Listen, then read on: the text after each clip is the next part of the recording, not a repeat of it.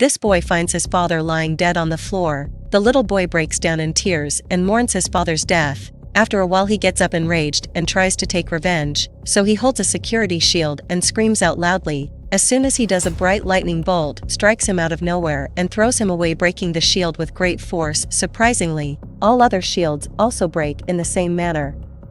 By seeing this, everyone gets shocked, and when they try to examine boy's unconscious body, they are also pushed away by the lightning.